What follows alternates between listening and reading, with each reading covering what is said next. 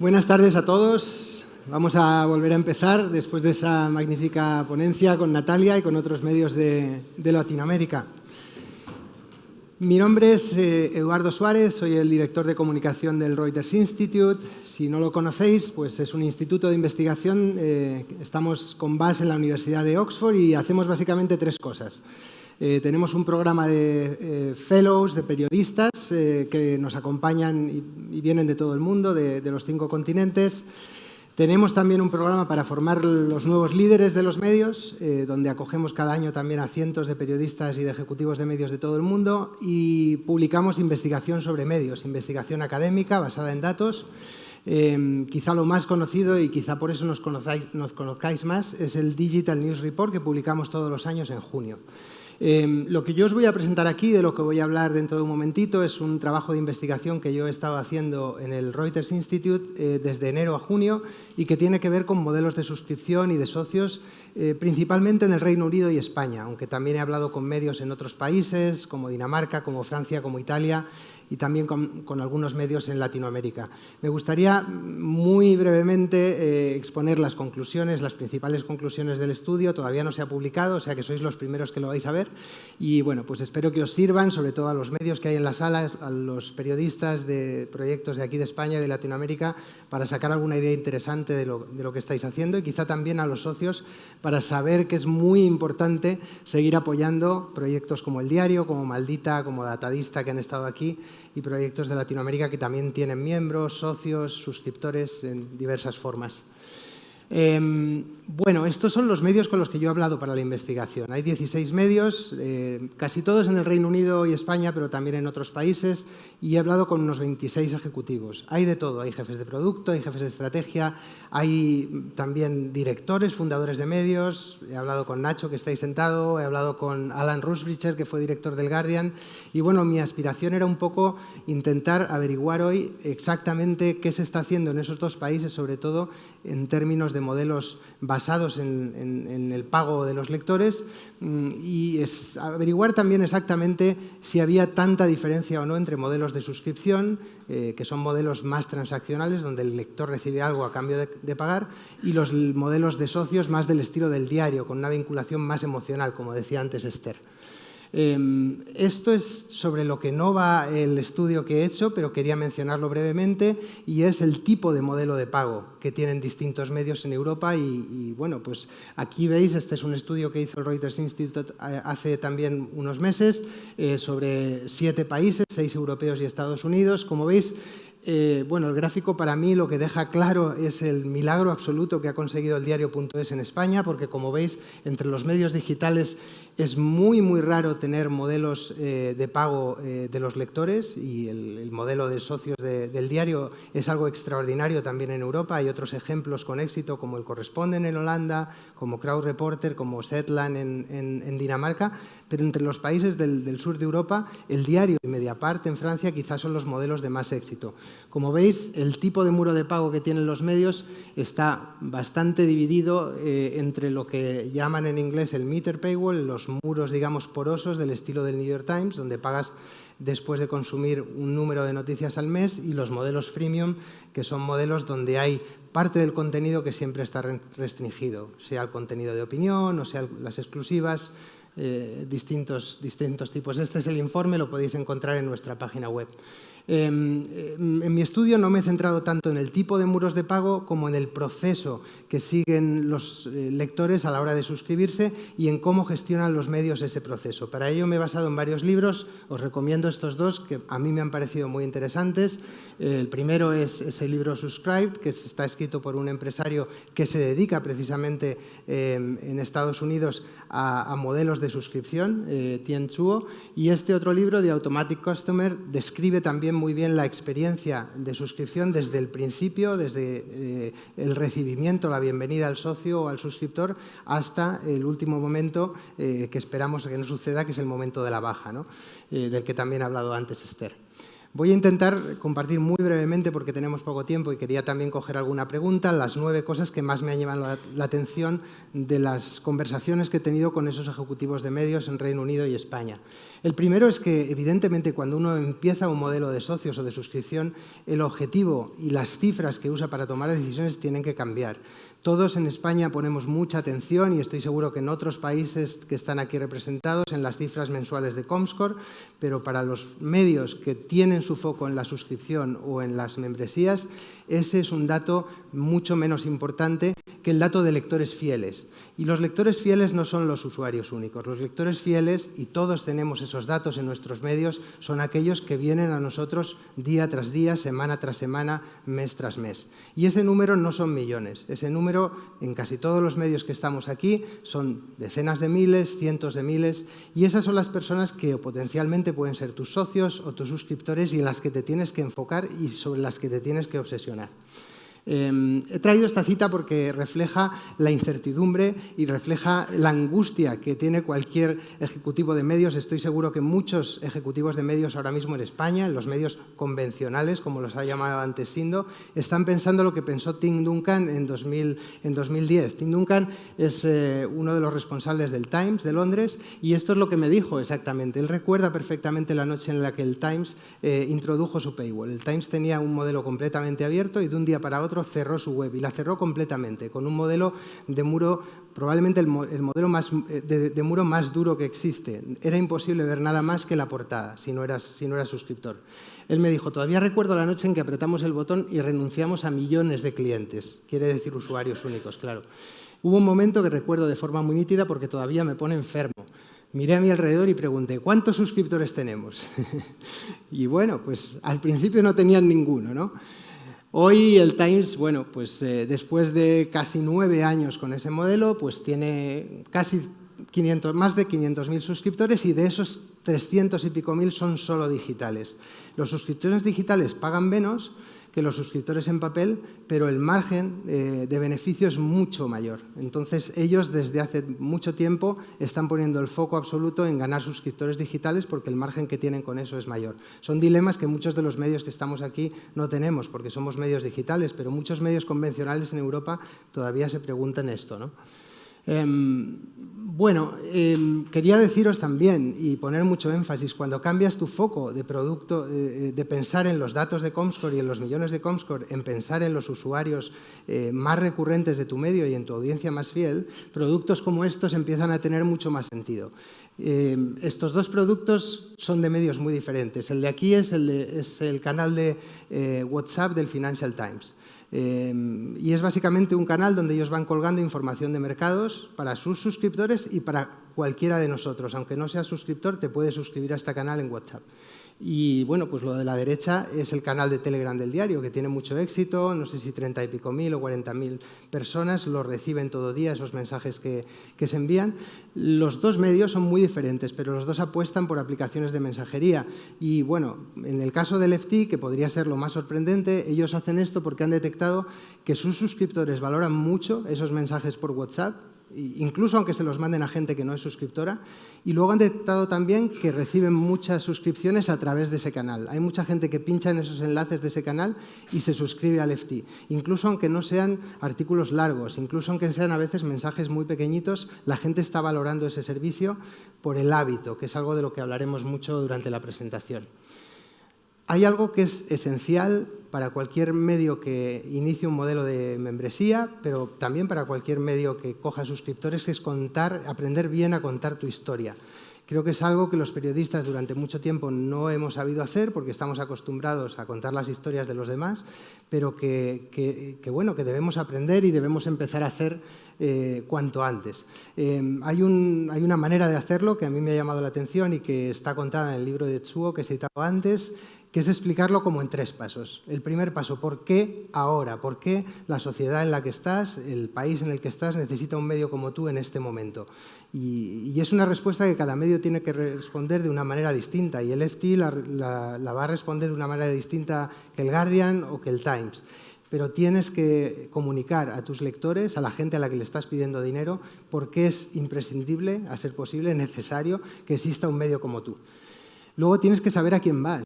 Tú no estás yendo a todos los lectores potenciales. En España, un medio como El Diario no aspira a tener 40 o 50 millones de socios. Aspira a tener socios en un entorno concreto de la sociedad, bien sea ideológico, bien sea de intereses, bien sea por los temas que cubre. Tienes que tener muy claro a quién vas. Y luego tienes que tener muy claro cómo quieres hacer esa información y cómo quieres llegar a hacerlo. El Guardian, del que hablamos mucho y en el que nos miramos mucho, y muchos medios de Latinoamérica esta mañana, que he estado en desayuno con ellos, me han preguntado por el Guardian. El Guardian, su modelo de membresía, que hoy es muy exitoso, no lo inició tal y como es hoy. He traído este recorte que es de 2014 y es en el momento en el que Alan Rusbridger anuncia el modelo de membresía del Guardian y no se parece en nada a como es hoy. Ellos intentaron en un evento parecido al que tenemos hoy, intentaron hacer un evento con socios y les preguntaron a los socios qué tipo de modelo preferían para el Guardian. Y los socios les dijeron que lo que querían era apoyar el periódico, que no querían tener esa relación transaccional, sino simplemente apoyar la misión del periódico. Y sin embargo, el primer modelo de socios del Guardian era un modelo completamente transaccional. Cogieron este edificio en Londres, un superedificio nuevo al lado de King's Cross, y decidieron hacer un modelo de membresía basado en los eventos. ¿Qué ocurrió? Que, bueno, pues a los X meses decidieron que aquello no iba a tener éxito. ¿Por qué? Porque muchos de sus socios no vivían en Londres, con lo cual un modelo de membresía basado en los eventos no tenía sentido. Si tú vivías en Birmingham o en Newcastle, no era para nada atractivo hacer esto.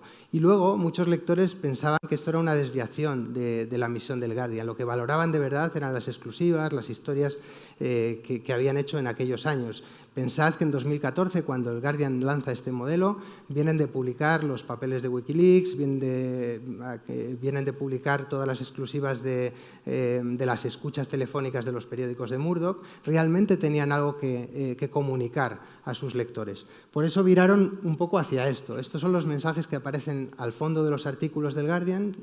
Es un espacio en el que ellos explican a sus lectores por qué tienen que hacerse socios. Es un espacio que no existía, es un espacio poco valioso en principio para un anunciante, pero para ellos es muy valioso. ¿Por qué? Porque la gente que llega a estos mensajes, y es algo que también está haciendo El Diario y están haciendo otros medios, es gente que de verdad valora el contenido, es gente que se ha leído ese artículo hasta el final y al final, sin interrupciones, sin pop-ups, sin molestar a la lectura del lector, el lector llega a estos mensajes que son inusualmente largos y donde el medio realmente te explica por qué tienes que hacerte socios. Empezaron con este mensaje más estereotipado, pero han empezado a hacer mensajes adaptados al contenido. Este, por ejemplo, es un mensaje pues bueno, que te salen las noticias relacionadas con la economía. A medida que llega la crisis y bueno, pues te hablan de este tema. Luego te salen también mensajes por países. Este mensaje, por ejemplo, a mí me ha salido por entrar en el Guardian desde España, ¿no? More people in Spain, más gente en España como tú está leyendo y está apoyando al Guardian. Bueno, están adaptando y están probando mensajes e intentando averiguar cuáles funcionan mejor. Luego esto es muy interesante. Este es un mensaje que ellos introducen, es parecido al que hemos visto antes, pero lo introducen en mitad de su live blog. Uno de los productos que mejor funciona del Guardian es este directo que hacen cada día sobre política británica, también lo hacen en Estados Unidos. Es muy similar a lo que El Diario también está empezando a hacer ahora con el Minuto Político y ellos introducen los mensajes pidiendo apoyo de los lectores como un mensaje más dentro del live blog. Es un mensaje súper nativo. No es un anuncio a un lado de la página, no es un pop-up que te aparece y no te deja leer, está integrado en el contenido y por eso es más eficaz. Esto es lo que me decía Amanda Mitchell, que es la responsable, digamos, de contribuciones de los lectores del Guardian. Aprendimos que el mensaje, esos mensajes de los que hemos hablado y que hemos visto antes, no debía ser un eslogan, sino una explicación de lo que estamos intentando hacer. Y por eso un mensaje más largo es mejor que uno corto, porque responde a más preguntas. Imaginamos estos mensajes como pequeñas conversaciones. Si estuvieras hablando con alguien, ¿qué tipo de preguntas harías?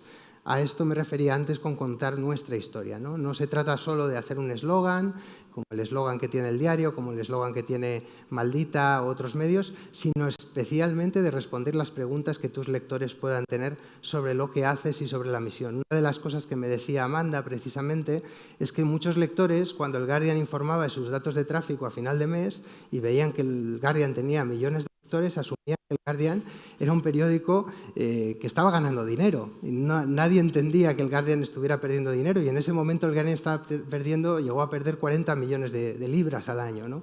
Y estaba casi al borde de la quiebra, pero los lectores seguían pensando que les iba bien porque el periódico informaba de esas cifras millonarias, ¿no? Pues cosas como esas son las que tenemos que explicar y no dar por supuestas. Hay que poner el foco en la audiencia más fiel, lo hemos dicho antes, y eso, pues bueno, supone revisar también las cosas que cubrimos. Y no se pueden emplear quizá los mismos recursos en cubrirlo todo, y hay que saber exactamente dónde poner el foco, ¿no? El diario.es, por ejemplo, tiene sus focos, unos focos de contenido o de cobertura en los que pone especial interés y pone más recursos, y otros medios pues hacen lo mismo, ¿no? Esta experiencia es una cosa que hizo Zetland, que es un medio digital del tamaño parecido al del diario, y es un medio digital que descubrió que sus lectores en realidad lo que querían era que los periodistas leyeran los artículos, que les leyeran los artículos. No tenían tiempo para leer o querían escucharlos mientras se afeitaban. Y no estamos hablando de un podcast ni de una producción súper cara, sino simplemente de los periodistas leyendo a viva voz los artículos que publican.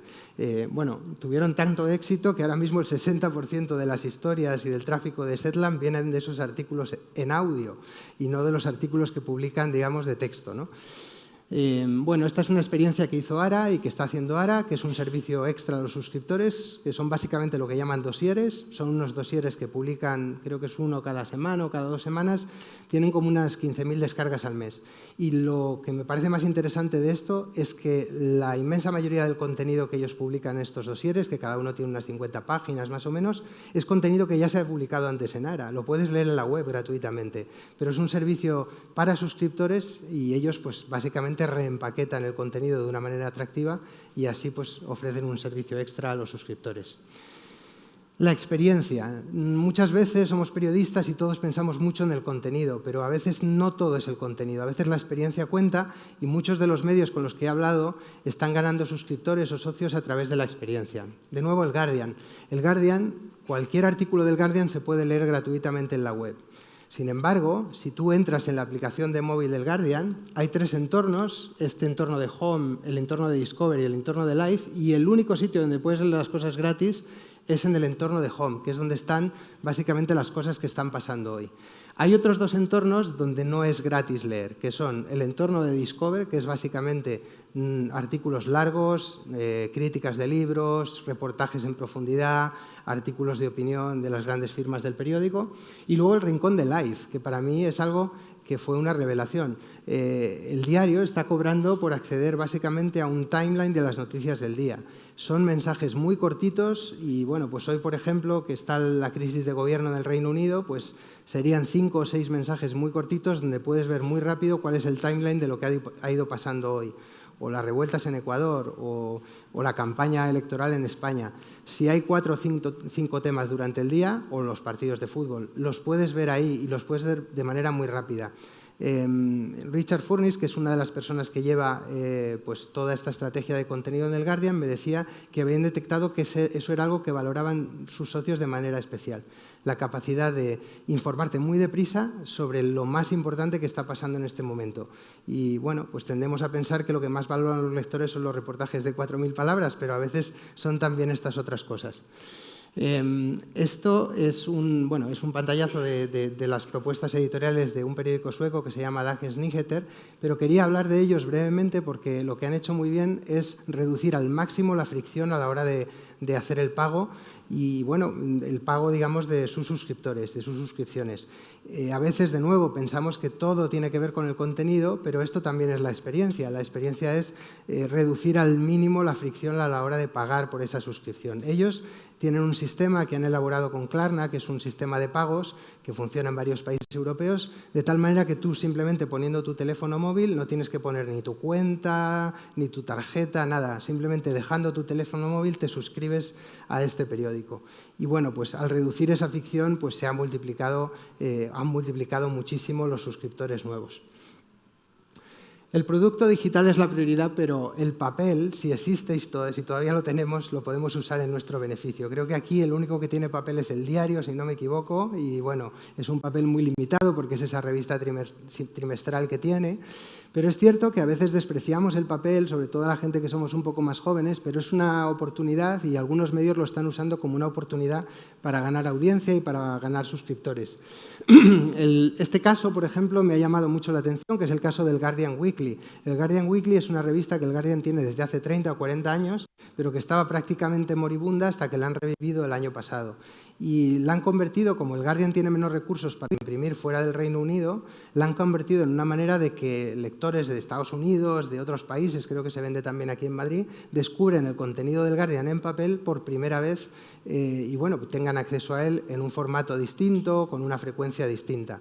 Y bueno, pues a través de esta revista pues también están ganando suscriptores en papel y a veces bueno, pues hacen paquetes de papel más digital y están intentando utilizarla, digamos, como señuelo, un poco como hace el diario también, para atraer más gente a su marca.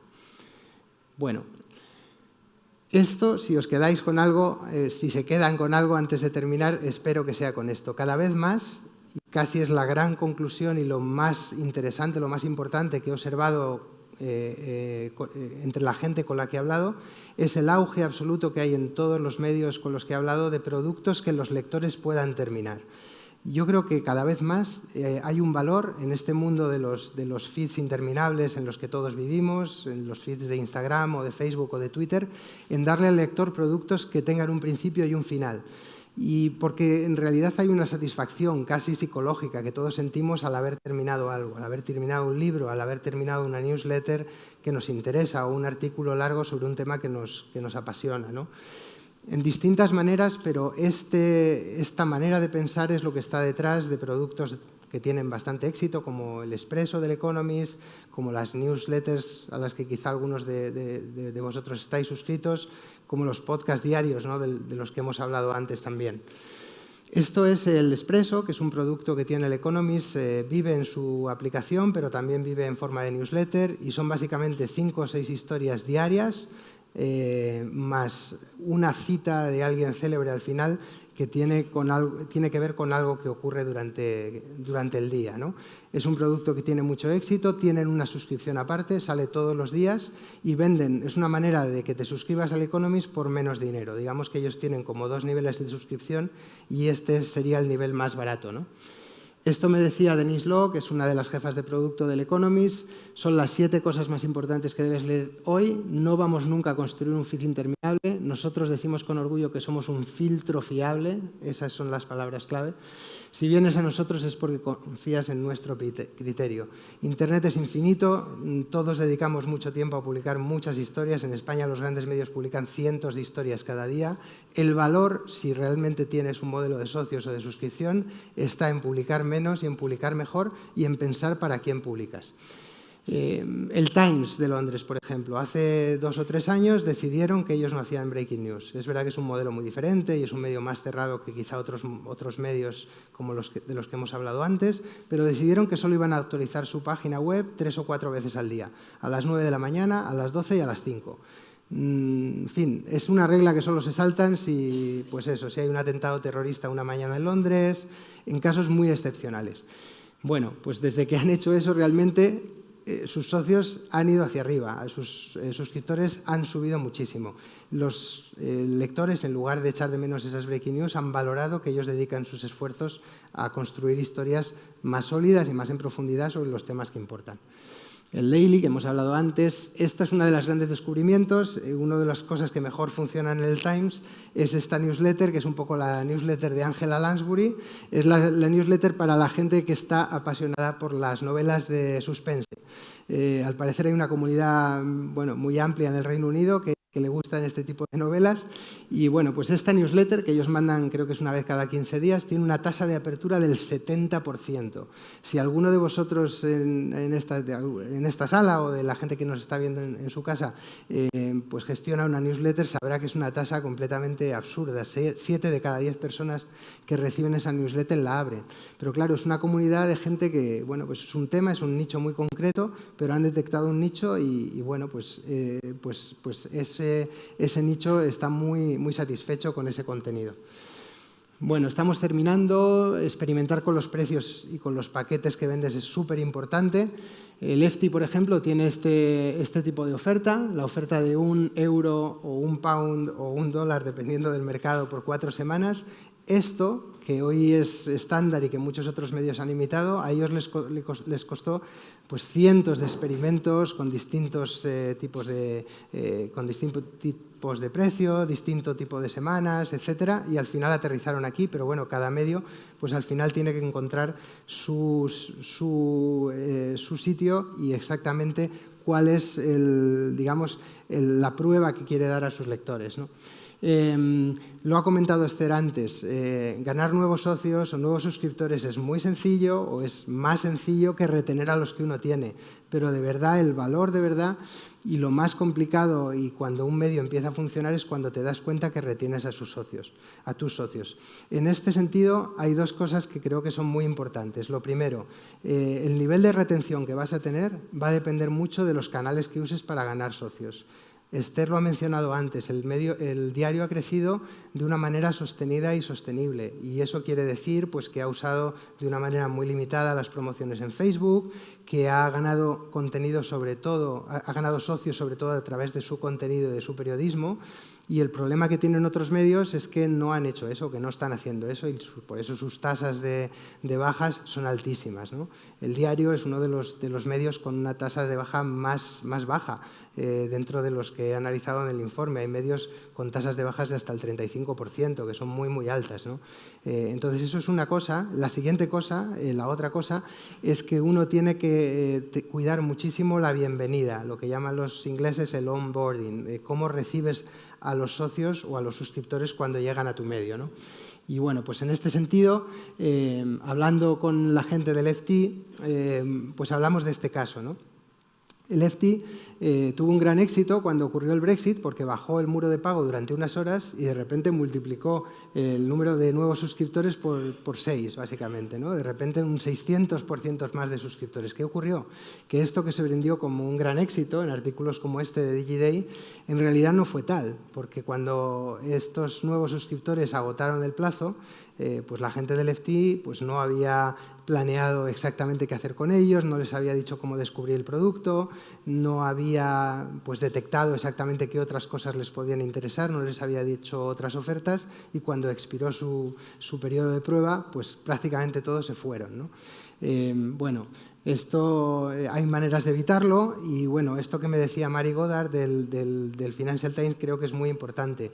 No es tanto enseñar a tus nuevos socios o suscriptores el contenido, artículos concretos, sino enseñarles un poco cómo pueden ellos descubrirlo. Exactamente, cosas como ayudarles a descargar la app, ayudarles a descubrir las newsletters a las que se pueden suscribir, crearles el hábito. El hábito es lo más importante y ese hábito tienes que crearlo pronto. Hay una ventana, dicen los expertos, de unos 80 o 90 días y si el lector no se ha hecho el hábito en esos primeros días, es muy probable o es más probable que se dé de baja. Y bueno, pues todos sabemos que cuesta mucho hacer suscriptores y por eso es tan importante retenerlos. Bueno, la última lección, por supuesto, es esta, ¿no? El periodismo, no las redes sociales, no las campañas en Facebook, no otro tipo de cosas, es lo más importante a la hora de ganar socios o suscriptores y ahí hay muy poca diferencia entre los medios más abiertos, como el Guardian, y los medios más cerrados, como el FT. Todos coinciden en que realmente el periodismo y lo que hacen en sus páginas web o en sus productos digitales es lo que realmente les está creando socios. Vamos terminando ya. Y esta es la última slide. Quería que se quedaran con una idea y es que esa diferencia de modelos que veíamos al principio, de medios más basados en membresía, medios con esos modelos mixtos como los muros porosos o los modelos freemium y medios más cerrados, esas diferencias tan grandes que había hace unos años, se están empezando a estrechar. Y un medio como el Guardian, que es mucho más abierto, pues también está incorporando, no hablan tanto de ellos, pero ellos tienen un negocio de suscripciones que les va muy bien y son suscripciones mucho más transaccionales. Tienen también esas suscripciones a la aplicación de móvil.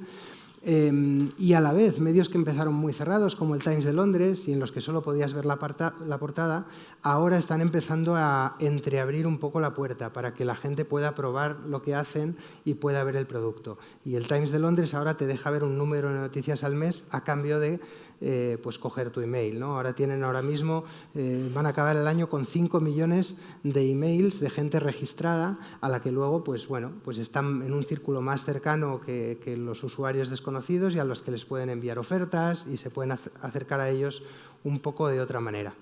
Si tenéis alguna pregunta, estamos casi al límite de tiempo, pero bueno, si tenéis alguna pregunta estoy a vuestra disposición.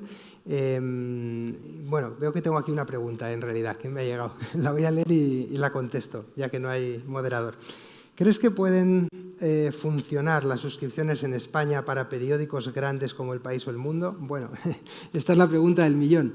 Y la verdad es que entre la gente con la que yo hablé durante la investigación están ejecutivos de medios grandes. Yo hablé con gente en La Vanguardia, en El País, en El Mundo y también en los medios de Vocento, en los medios regionales. De todos esos, los únicos que han empezado de verdad son los medios regionales.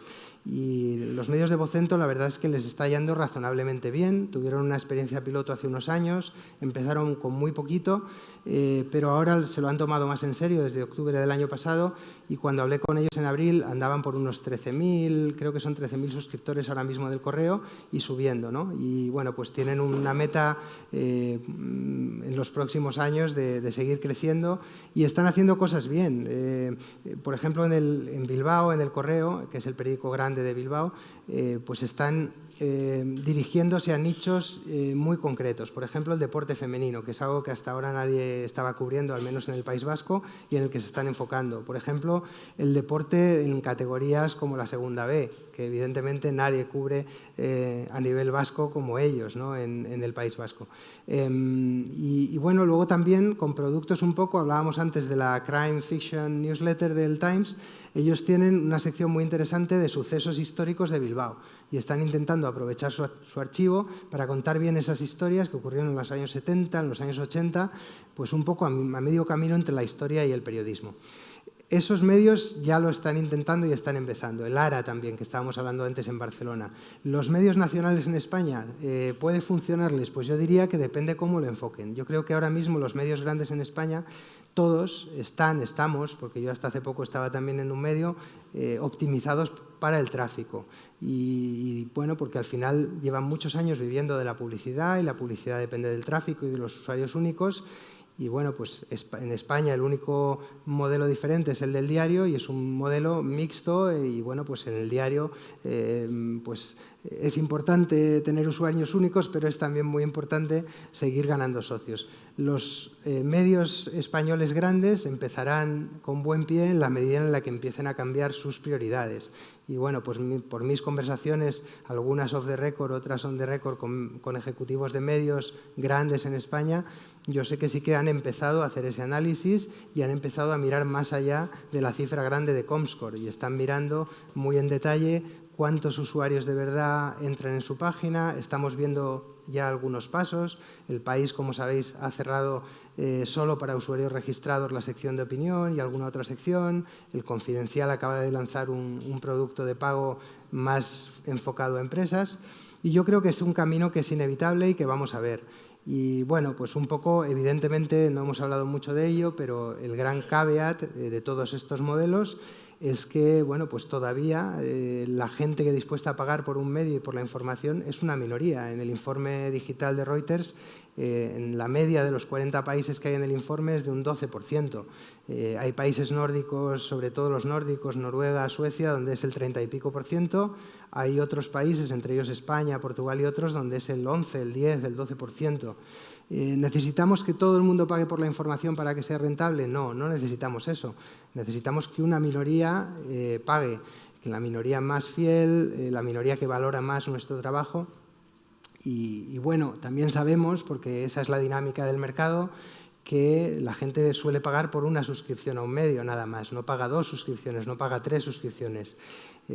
Por eso es tan importante que nos diferenciemos y que expliquemos muy bien lo que hacemos, porque el lector probablemente solo tiene una bala y la puede gastar en nuestro medio, pero la puede gastar en otro medio, o directamente se puede gastar ese dinero en todas las cosas con las que competimos, desde Netflix hasta HBO, hasta Spotify, que, por otra parte, cuando preguntamos a la gente, consideran que son más necesarias en sus vidas que el periodismo. Entonces, siempre tenemos que explicar muy bien lo que hacemos y yo creo que el éxito en España de esos grandes medios dependerá pues, de que analicen muy bien ese tipo de cifras y que analicen muy bien a quién quieren llegar y cómo quieren contar su historia. Si no hay ninguna pregunta más, creo que vamos retrasados ya en el horario, así que, bueno, vamos a despedirlo aquí. Muchas gracias.